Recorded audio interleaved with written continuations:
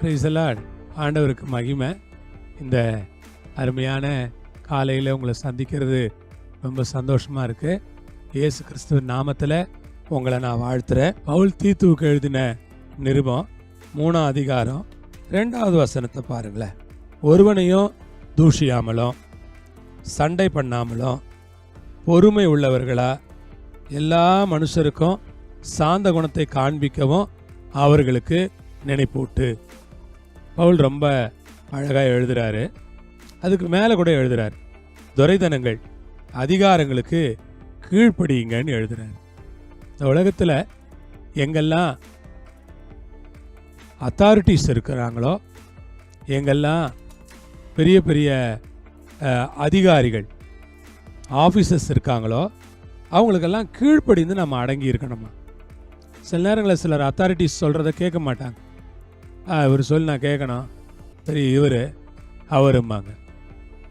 அவர் அதிகாரம் அவர் கையில் இருக்கிற வரைக்கும் அவருக்கு எல்லா சக்தியும் உண்டு.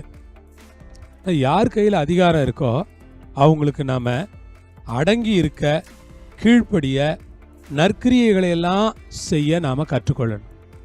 அன்பானவர்களே, அது மட்டுமல்ல, ஒருவனையும் தூஷியாமலும்.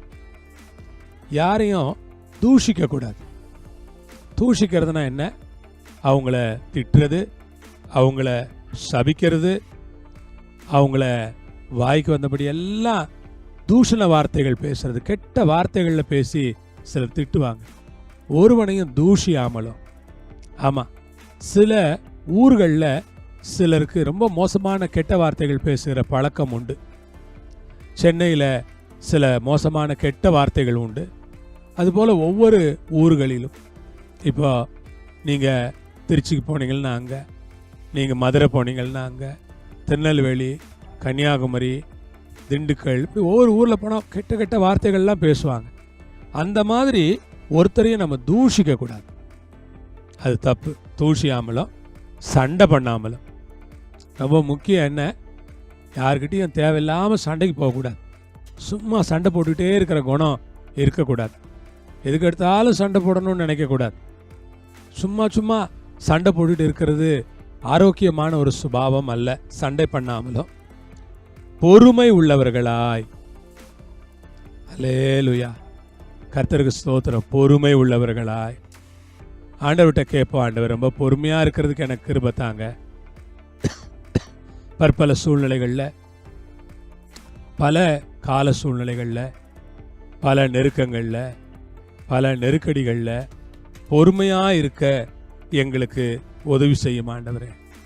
நல்ல ஆண்டவரே, பொறுமையாக இருக்க எங்களுக்கு கற்றுத்தாரோம். பொறுமையாக இருக்க எங்களுக்கு போதியும். பொறுமையாக இருக்கிறதுக்கு எங்களுக்கு சொல்லித்தாங்கப்பா. பொறுமை உள்ளவர்களா எல்லா மனுஷருக்கும் சாந்த குணத்தை காண்பிக்கவும் அவர்களுக்கு நினைப்பூட்டு. எல்லா மனுஷருக்கும் நம்ம என்ன குணத்தை காட்டணும்? கோப குணத்தை இல்லை. எல்லா மனுஷர்ட்டையும் சாந்த குணத்தை காட்டணும். எல்லாம் யாராக இருந்தாலும் சரி, கூடுமான வரைக்கும் சாந்தமாக, நிதானமாக, அமைதியாக, பொறுமையாக பதில் சொல்கிறக்கூடிய அந்த சாந்த குணத்தை காண்பிக்க அவர்களுக்கு நினைப்பூட்டு. எனக்கு அன்பான விசுவாசிகளே, சாந்த குணம் உள்ளவர்களாக இருங்கள். சாந்த குணத்தை காத்து கொள்ளுங்கள். பொறுமையை காத்து கொள்ளுங்கள். யாரிடத்தில் சண்டை பண்ண வேண்டாம். ஒருவரையும் தூஷிக்க வேண்டாம். அதிகாரங்களுக்கு கீழ்ப்படியுங்கள். நீங்கள் நற்கிரியைகளை செய்யுங்கள். ஆண்டவர் உங்களை ஆசீர்வதிப்பார். பிதாவே, இந்த நேரத்துக்காக ஸ்தோத்திரம் ஐயா.